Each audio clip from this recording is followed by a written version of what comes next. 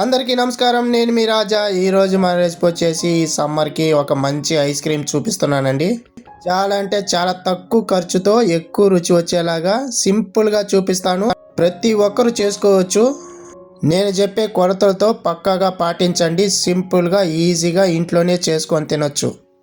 పెద్దగా కష్టపడాల్సిన అవసరం లేదు. చాలా అంటే చాలా త్వరగా అయిపోతుంది. ఎలా చేయాలో పూర్తి వీడియో చూడండి. రండి వీడియోకి వెళ్దాం. ముందుగా స్టవ్ మీద లావుగా ఉన్న ఒక కడాయినైనా స్టీల్ కడాయినైనా పెట్టుకోండి. అందులోకి 1 లీటర్ దాకా పాలు పోసుకోండి. నేను ఇక్కడ వచ్చేసి 1 లీటర్ దాకా క్రీమ్ పాలు తీసుకుంటున్నానండి. మీరు నార్మల్ పాలు అయినా పోసుకొని చేసుకోవచ్చు. మీగడ ఉన్న గేదె పాలు అయితే ఇంకా బాగా వస్తుంది. ఇప్పుడు ఈ పాలంతా బాగా మరిగించుకోవాలండి హై ఫ్లేమ్లో పెట్టుకొని. ఈ లోపల మీకు ఒక చిన్న రిక్వెస్ట్ అండి, ఎవరైతే నా ఛానల్ కొత్తగా చూస్తుంటున్నారో సబ్స్క్రైబ్ చేసుకొని చూడండి. ఇంకా మన ఛానల్లో చాలా మంచి వీడియోలు ఉన్నాయి, అవి కూడా చూసి చేసుకొని తినండి. ఇలా పాలంతా బాగా మరుగుతున్నప్పుడు ఒక 10 రస్కులు తీసుకొని వేసుకోండి. ఈ రస్కులు వచ్చేసి కేవలం 10 రూపాయలతో ఉంటుంది ప్యాకెట్. అవి 2 ప్యాకెట్లు తీసుకొని వేసుకుంటే సరిపోతుంది. మహా ఎక్కువగా పెట్టి కొనాల్సిన అవసరం లేదు. అన్ని సింపుల్గా ఉన్న వాటితోనే చూపిస్తున్నాను, ఇంట్లో ఉన్న వాటితోనే చూపిస్తున్నాను. ఈ మధ్య కాలంలో ఈ ఐస్ క్రీమ్ రెసిపీ వచ్చేసి తెగ వైరల్ అవుతుందండి, ట్రెండింగ్లో ఉంది. నేను రీల్స్ చూస్తున్నప్పుడు ఇది కనపడింది. సో నేను కూడా ట్రై చేయాలని చేస్తున్నాను. అయితే మీకు పక్కా కొలతలతో నేను చూపిస్తున్నాను, తప్పకుండా ట్రై చేయండి.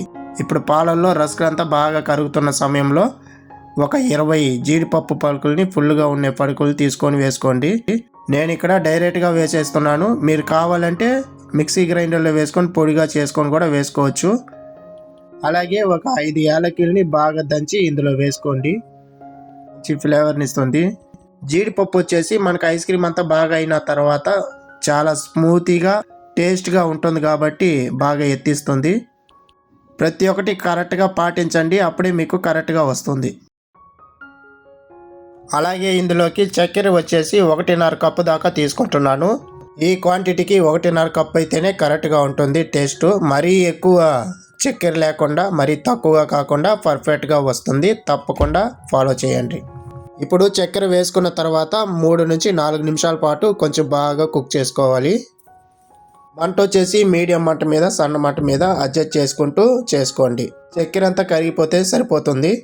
చూడండి, ఈ విధంగా కరిగిపోయిన తర్వాత ఇప్పుడు స్టవ్ ఆఫ్ చేసుకొని చల్లార్చుకోవాలి.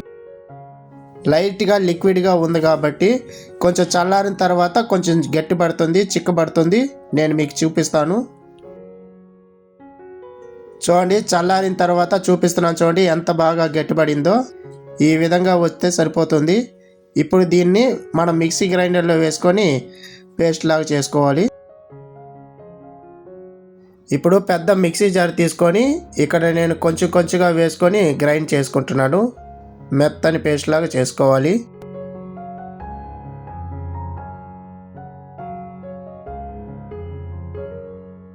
చూడండి, గ్రైండ్ చేసిన తర్వాత ఈ విధంగా లిక్విడ్ లాగా అయిపోతుందండి. స్మూతీగా ఇలా వస్తేనే మనకి ఐస్ క్రీమ్ బాగా వస్తుంది. ఇప్పుడు దీన్ని ఒక గ్లాస్ ఉన్న కంటైనర్లోను కానీ లేదంటే బాక్సులలో కానీ మీరు పోసుకోవచ్చు. నేను ఇక్కడ గ్లాస్ బౌల్లో చూపిస్తుంటున్నాను. గార్నిష్ కోసం డ్రై ఫ్రూట్స్ని ఇలా సన్నగా కట్ చేసుకొని వేసుకోండి. మీకు ఇష్టం ఉంటే వేసుకోండి, లేదంటే స్కిప్ చేసుకోవచ్చు. అలాగే తిన్నా కూడా టేస్ట్ అనేది మాత్రం ఏమాత్రం మారిపోదు. నేను ఇక్కడ డైరెక్ట్గా మూత పెట్టుకొని ఒక 5 నుంచి 6 గంటల సేపు ఫ్రిడ్జ్లో పెట్టేస్తున్నాను. అలాగే ఒక స్టీల్ బాక్స్ తీసుకొని అందులోకి మిగతాదంతా వేసుకొని డ్రై ఫ్రూట్స్ అంతా వేసుకున్న తర్వాత అది కూడా మూత పెట్టుకొని చూపిస్తున్నాను. ఇది వచ్చేసి ప్రతి ఒక్కరు చేసే విధంగా చూపిస్తున్నాను. అన్నీ ఇంట్లో ఉన్న వాటితోనే చూపించాను. 6 గంటల తర్వాత ఎలా వస్తుందో నేను మీకు చూపిస్తాను. 6 గంటల తర్వాత చూపిస్తున్నాను. చూడండి ఎంత పర్ఫెక్ట్గా వచ్చిందో ఐస్ క్రీము. మీరు కూడా ఇదే విధంగా ఇంట్లో ట్రై చేసి ఫీడ్బ్యాక్ నాకు చెప్పండి మీకు ఎలా వచ్చిందని. ఈ వీడియో మీకు నచ్చిందంటే లైక్ చేయండి, షేర్ చేయండి, కామెంట్ చేయండి. మరిన్ని వీడియోస్ కోసం నా ఛానల్ సబ్స్క్రైబ్ చేసి పెట్టుకోండి.